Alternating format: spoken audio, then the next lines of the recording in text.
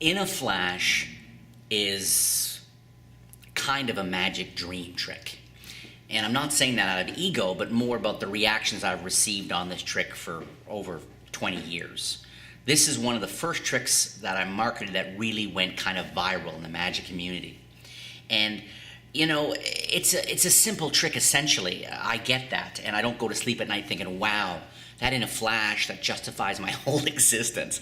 It's important that you know what I think about it, and that my job in this tutorial is not just to share with you the bits and pieces and the handling, but also to give you the confidence, so that before you even try it, for you to really feel really excited about trying this for people, and knowing that it's been performed by really good magicians all over the planet.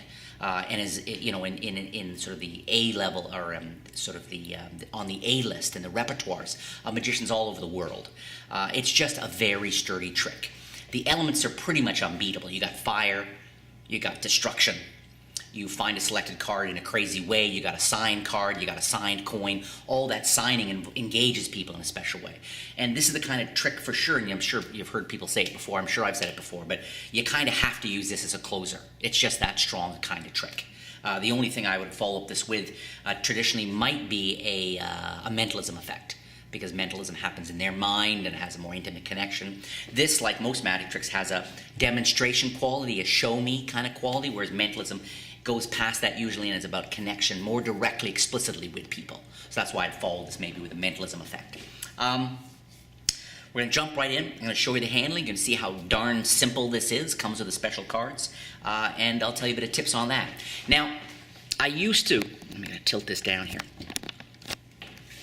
When I first manufactured and released this cool trick, I used cards that were perfectly circular. They didn't have this sort of off-center bubble, and I think this is a lot stronger. So, that's why in the last 5, 6, 7 years, it's advertised as sort of more realistic cards. And I think what makes them realistic is that it's an off-center. It looks less like a machine thing and something that happened organically. If you want, tip here for you, you can take the lighter, okay? And take each card and burn the inside edge of every card. That'll give a brown to the faces and give a little bit of edge. Go very lightly though. It's something you can do it, or you can kind of wait, because I find over a bunch of many performances that the flash paper alone gives a nice browning to that. All right. So you get special cards.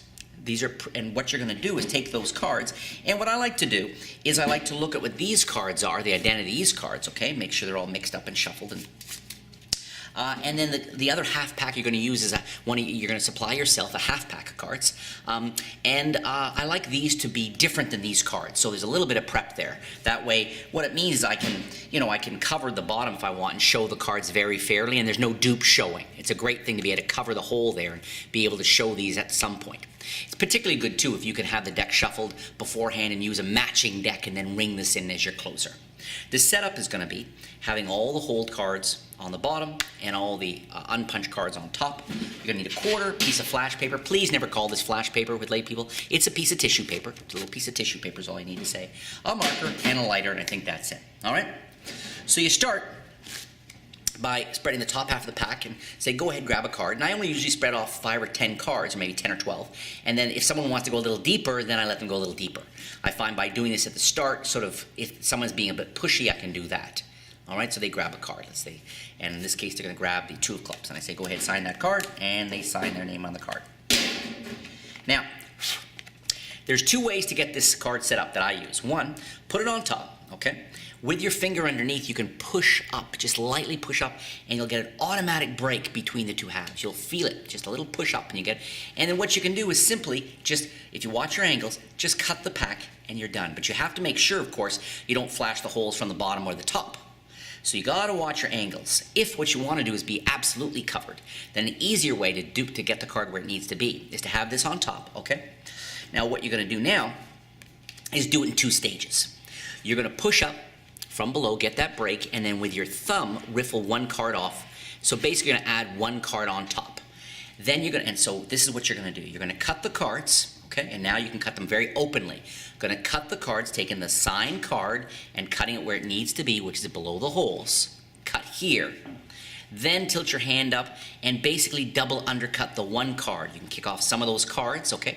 Going to take some cards from the bottom, put them on top here, and then cut one more time all the cards above my break to the bottom. Both those get me where I want to be, which is with all the punch cards on top, directly on top of the sign card. That's my setup. So I'm there either way, right? So I cut here like this. I put the deck down, okay? And then I borrow a quarter, or you can have this done beforehand. They put their initial on there. They don't have to put their initial on there, but I think it sort of adds a symmetry.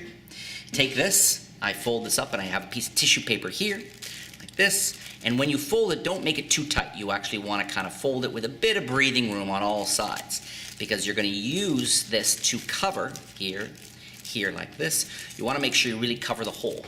So you're there. Now I pick up the deck, okay? Making sure I get all the cards. This is a metal table. It's kind of, normally I would leave the deck sort of more like, sorry about the angle here, but with the corner off the edge of the table, making it easier for me to pick it up. Yeah, like this. Now notice, you can have this on someone's hand too. People never feel the hole underneath. They're not going to feel it with their palm or the breeze, okay? So I pick this up here, I have this here, and I come over and I time it so that this wrapped coin, only as I'm coming up like this, I'm not going to flash it, I leave that there, okay? So it's a wrapped coin resting directly on top of the hole. I love this moment. I'm so far ahead.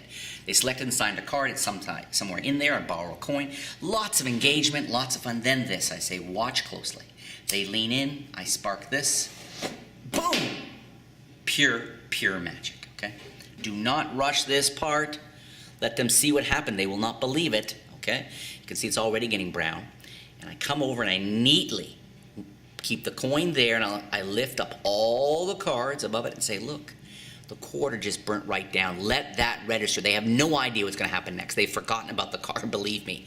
They're just focused on this. People want to see that. Let them see it, okay? This is here like this. I then take this. I lift this up like this. Sometimes a little paper there.